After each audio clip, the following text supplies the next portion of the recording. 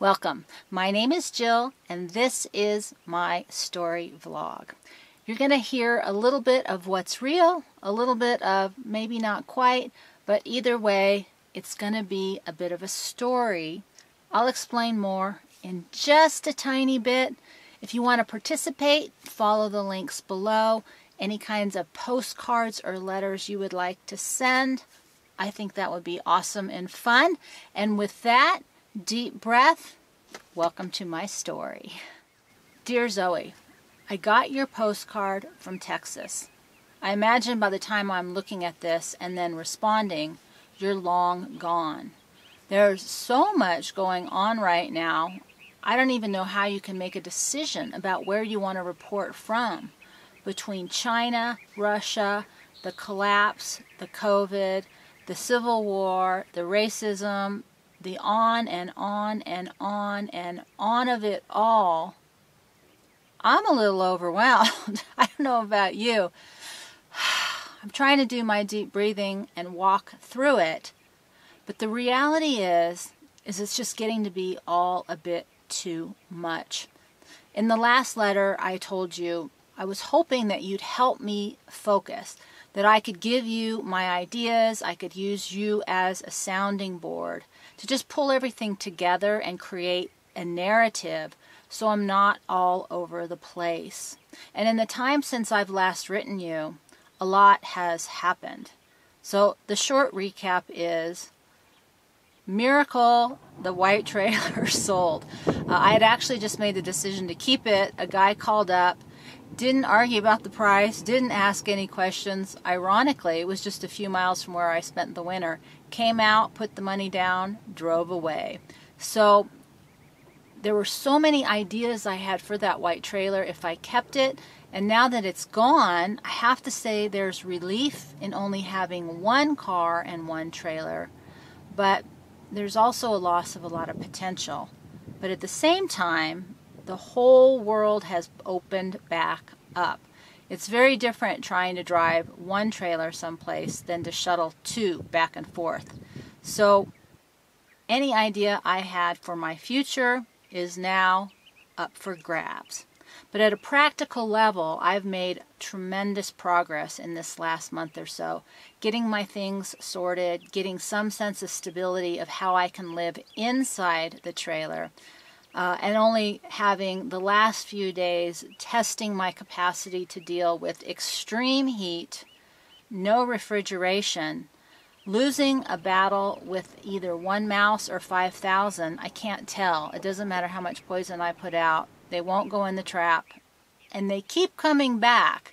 But with that said, there's been the happy surprise that apparently EVAP is an awesome way to cool your fruits and vegetables. I ran an experiment and actually bought a lot of different fruits and vegetables over a week ago, and I am shocked at the temperature difference when it's surface temperature, air temperature, and then EVAP being cooled with water temperature. So it isn't as bad as I thought. Obviously, I can't store a lot of high quality foods, but amazingly way better than I could have hoped for. Freedom's doing okay. He's getting his rhythm in the new place. One of the things I like the best is that he can come and go as he pleases now, so I don't have to feel like I'm holding him hostage inside. He lets me know if he wants to go in or if he wants to stay out. So that part I really, really like. There just feels a softening of our relationship a little bit. I don't know how to explain it. Of course, the bad part is now he barks at everything that drives by, and there's a lot of driving by. So I am very much looking forward to the day when we are not next to traffic. With that said, and with everything going on out in the world, I find myself at a bit of a crossroads, and I'm trying to imagine what everybody else is going through.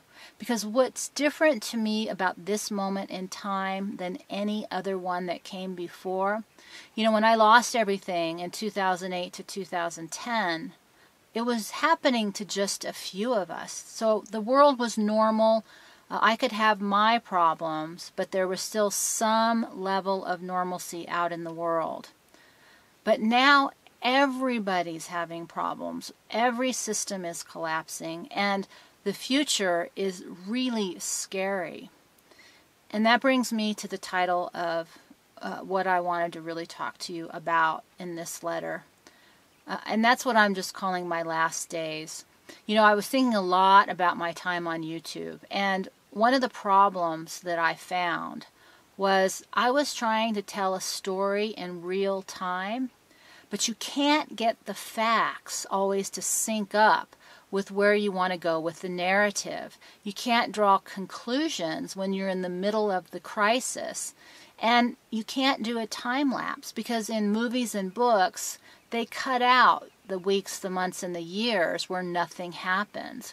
When you're doing it all in real time, you can't do that. And so I never was really able to fix that problem with trying to do YouTube.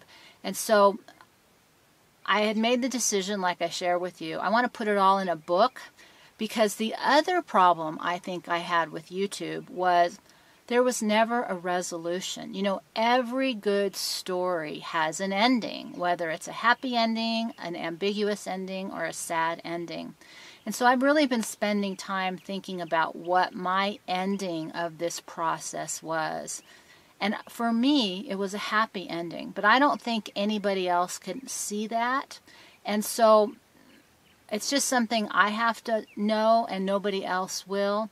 But what I really want to do moving forward is keep the story of that time contained. And now I just want to move forward with what happens after.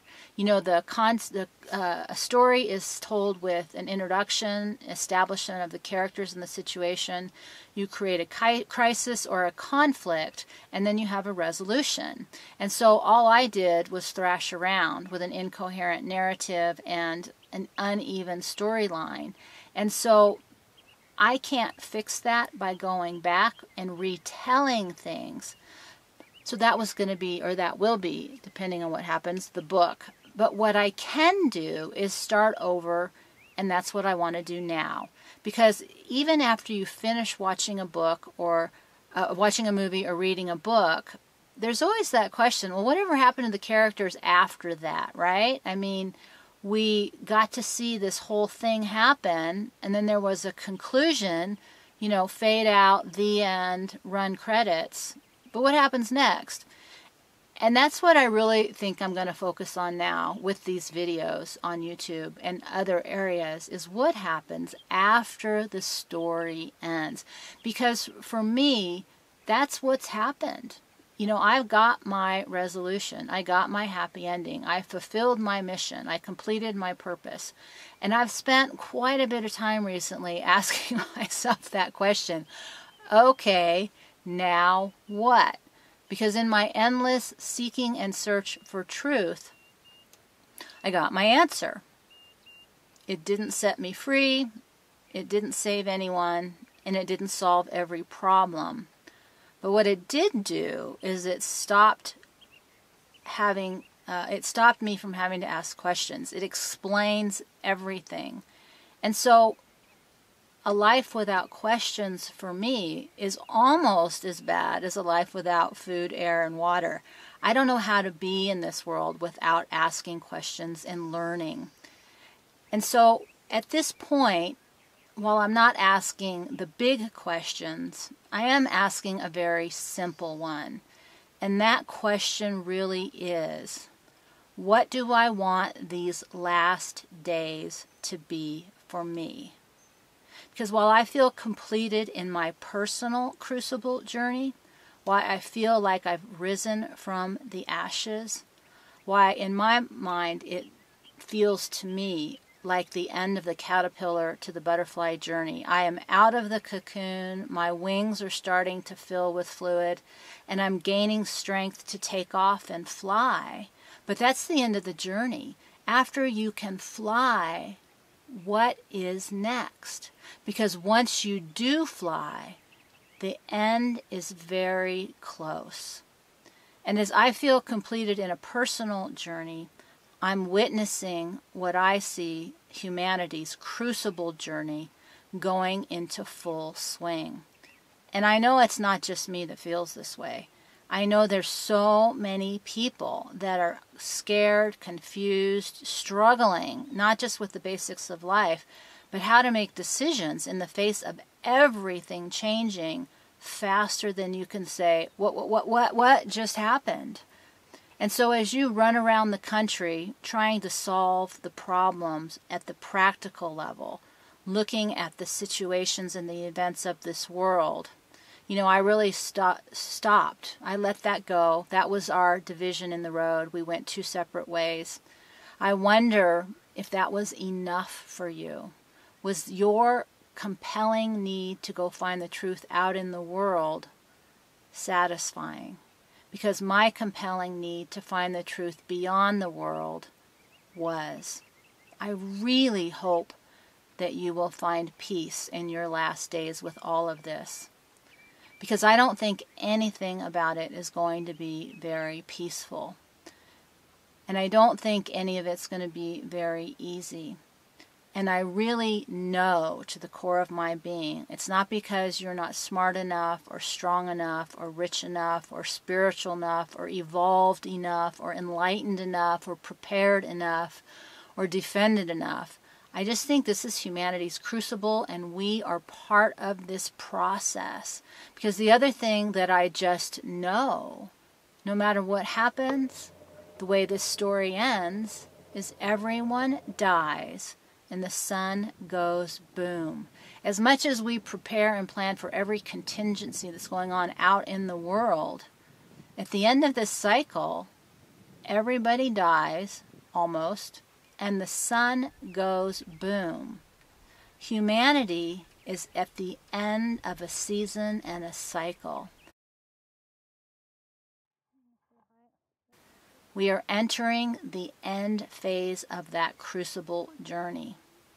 And so the question that I'm asking myself is not why it is happening, how I can stop it, what I can do, can we prevent it, who to blame, what are the facts, where should we point fingers, how can we stop it? We can't stop it because we know how this story ends for us personally and for our earth.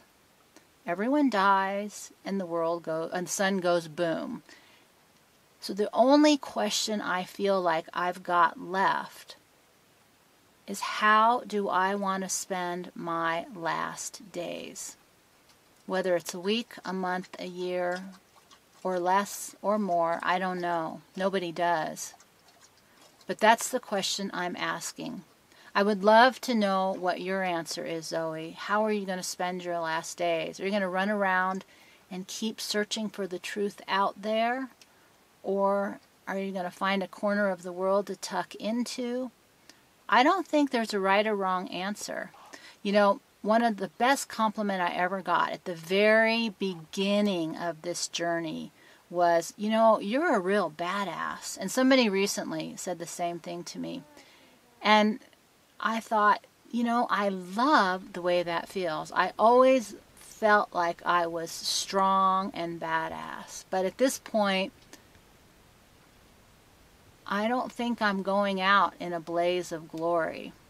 I think I'm a little too broken down at this point. And what I can do, though, is be a teller of story. So we're going to end on that tiny rhyme. I hope you're having a super awesome day, Zoe.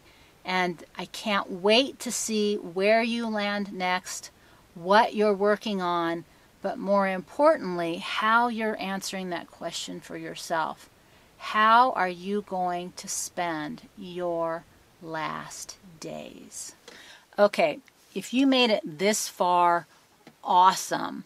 If you want to be a part of this story, even more awesome. Just follow the link below. On that page that it will take you, I will have the current address for this day and time. I don't plan on staying necessarily where I'm at, so I'm going to post an address. As long as you see that on my website page, I should be able to receive mail there. I would love to get a postcard or letter from you and see what your answer to this question is. How are you going to spend your last days? Because either way, in the end, Everyone dies, and the sun goes. 5, 4, 3, 2, 1.